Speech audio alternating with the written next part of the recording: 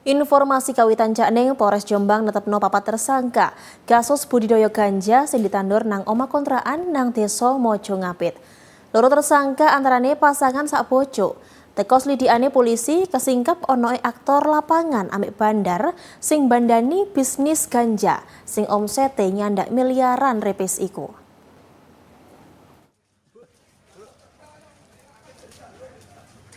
Iki Cakning papat tersangka jaringan budidaya ganja sing disingkap polisi nang salah siji omah kontrakan nang Desa Mojo Ngapit, Kabupaten Jombang. Teko papat tersangka iki loro antarane pasangan sak bojo sing bandani bisnis ganja ilegal iku. Kabeh tersangka dipajang nang ngarepe wartawan pas Polres Jombang meber konferensi pers Kemis awan. Papat tersangka iki yaiku Julius Fasi, umure 35 tahun, warga Desa Sitowarak, Kecamatan Ngoron, Jombang. Julius dadi petunjuk awal kesingkepe kasus kebon ganja iki. Toko pengembangan polisi kasil ngamano Rama alias Come, warga Prambon Nganjuk.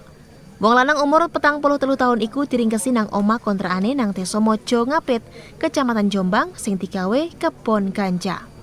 Teko keterangane Julius ambek Rama, polisi ngamano pasangan sak bojo, Petrus Ridanto karo Ika Dewi Sartika, warga Kepanjen Jombang sing akhire ditetepno dadi tersangka anyar.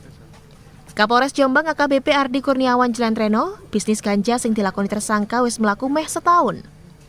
Papat tersangka iku duwe peran dewe-dewe. Rama karo Julius dadi tukang ngerumat ganja, masisan tukang iter. Sauntara pasangan sabojo Petrus karo Ike sing bandani, DE yo sing tuku bibit ganjane. Para tersangka dijerat pasal 111 Undang-Undang Nomor 35 Tahun 2009 bab narkotika. Inciman hukumannya dibuih saumur urip.